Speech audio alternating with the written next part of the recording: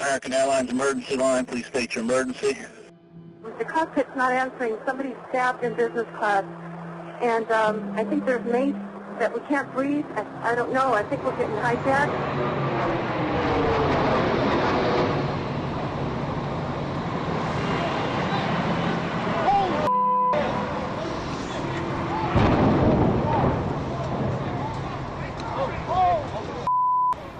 Somebody hit the World Trade Center or the... It's a Trade Center. The World Trade Center. Center. There's a fire on the upper floors.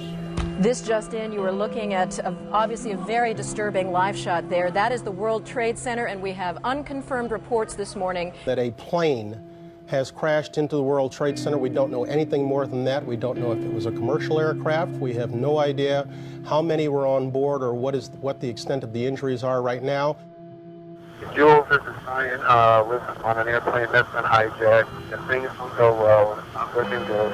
I just want you to know I absolutely love you. I want you to do good. So have a good time. And I just totally love you, and I'll see you later. Bye, babe. Bye-bye.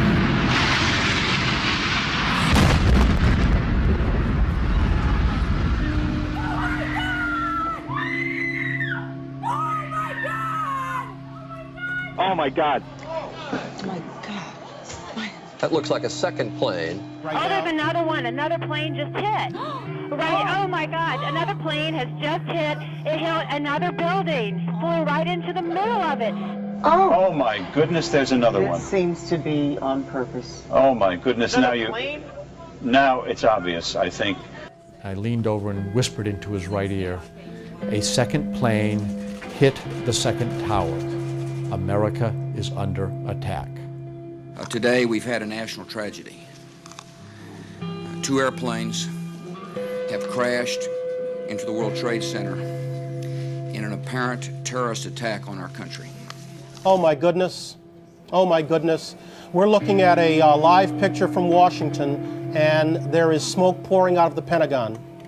It would appear that there has been another major explosion, this one in the nation's capital. There is smoke in the air over the Pentagon. This is as close as we can get to the base of the World Trade Center. You can see the firemen assembled here, the police officers, FBI agents, and you can see the two towers. A huge explosion now, raining debris on all of us. We better get out of the way!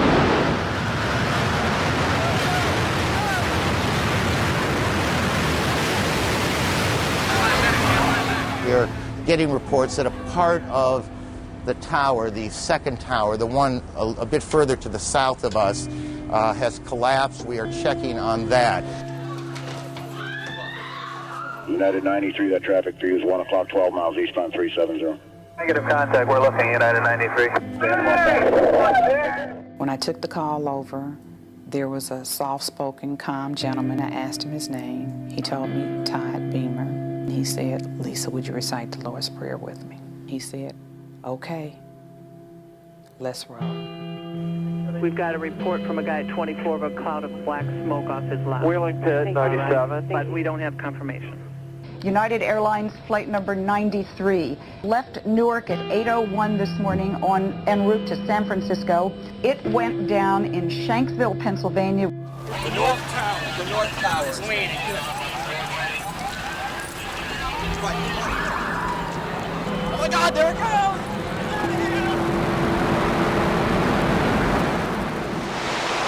I hope I live. I hope I live. It's coming down on me. And there's, you can see, perhaps the second tower, the front tower, the top portion of which is collapsing. Good Lord.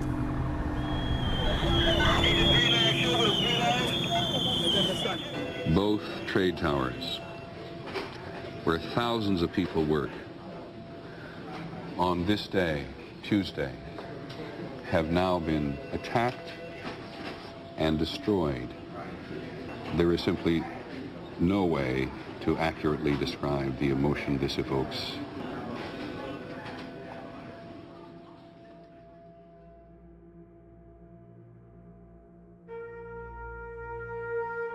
I want you all to know that America today is on bended knee in prayer for the people whose lives were lost here, for the workers who work here, for the families who mourn.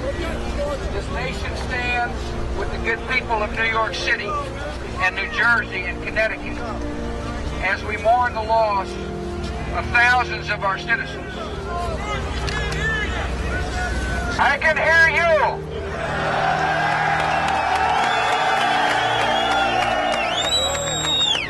I can hear you. The rest of the world hears you, and the people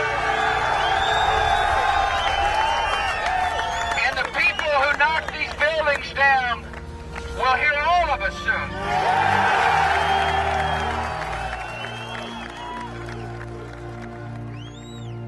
September 11 will go down in our history as a day to remember. None of us will ever forget the pictures of our courageous firefighters and police, many of whom have lost friends and colleagues, or the hundreds of people attending or standing patiently in line to donate blood. A tragedy like this could have torn our country apart, but instead it has united us. This event can give a message of hope, hope for the present and hope for the future. The cross tells us that God understands our sin and our suffering. And from the cross, God declares, I love you. The story does not end with the cross. For Easter points us beyond the tragedy of the cross to the empty tomb. It tells us that there is hope for eternal life, for Christ has conquered evil and death and hell.